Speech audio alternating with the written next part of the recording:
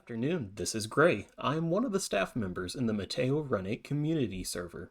Today's video will be covering how to perform a safe downhill start, maintain your train's speed, and a downhill stop. Let's take this auto rack train and fire everything up by hitting all of the auto start buttons.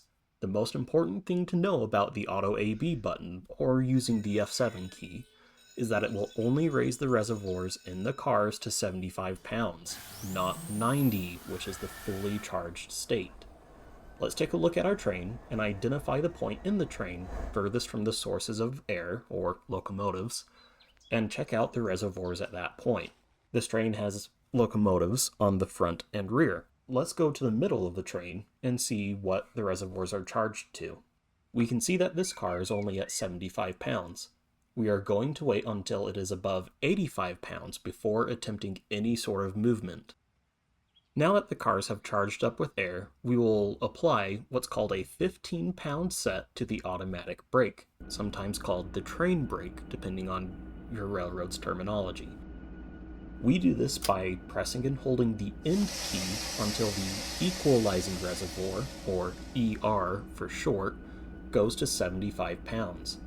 The automatic brake applies both the locomotive brakes and the car brakes.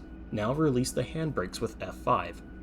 We are on the west end of Tehachapi on a 2+% downhill grade. If you begin to slide forward on a 15-pound set, you have not waited for the air to charge up in all the cars. Press left shift F5 to immediately stop your forward motion. We never use the independent brake on a road train above 5 miles an hour, and never need to take it above 25 pounds. An extremely skilled engineer will never go above 10 pounds on the independent brake. Our automatic brake application has applied the independent brake. Bail off the independent brake by pressing and holding period. The rule of thumb for how long you need to hold the period is about 5 seconds for every MU'd or DPU'd locomotive. Put the locomotives into dynamic brake mode and put them in B4, or roughly 50%. Dynamic brakes rely on movement in order to work. Release the automatic brake. As the car brakes kick off, the locomotives will begin to move and the dynamic brakes take over, keeping the train from accelerating.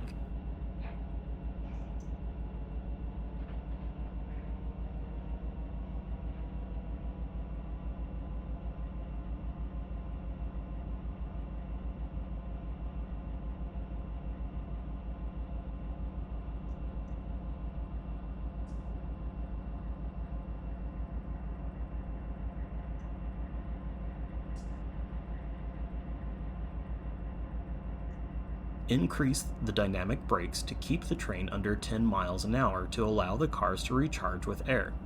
The faster you go, the less effective the dynamic brakes work.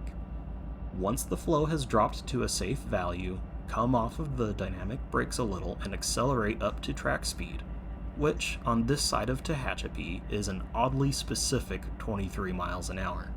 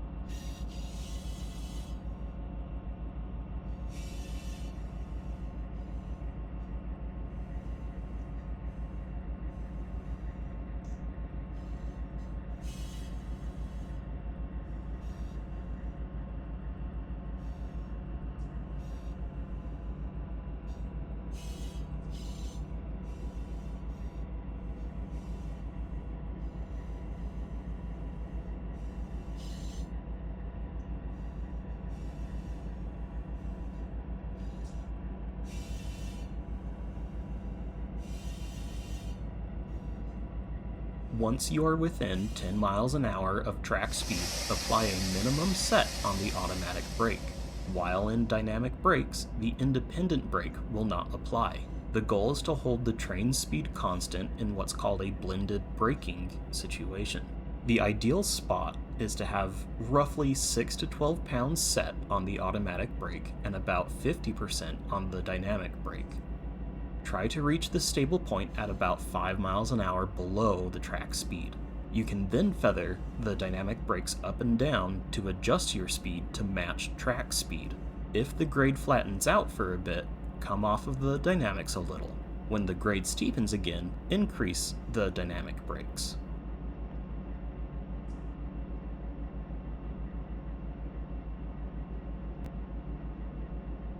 We've gone down the rails a bit. Let's say we need to stop at the next signal, which is in half a mile. Increase the automatic brake application to 15 pounds. If you're slowing down too quickly, come off of the dynamic brakes, and you will extend the amount of distance it takes to stop.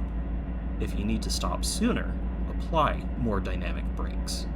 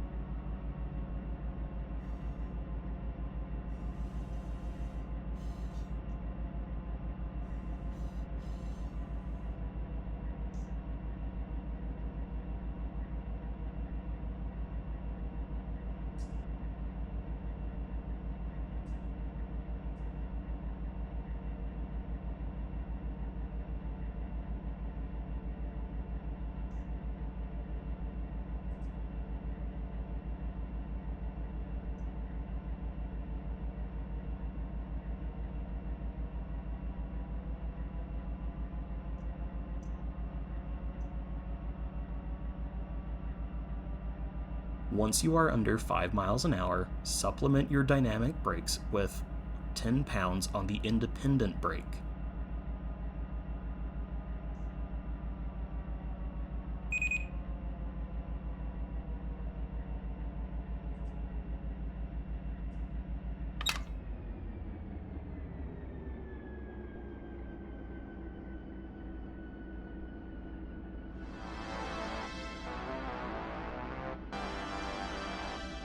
Please feel free to ask any questions or request any further video topics in the appropriate channel. Gray out.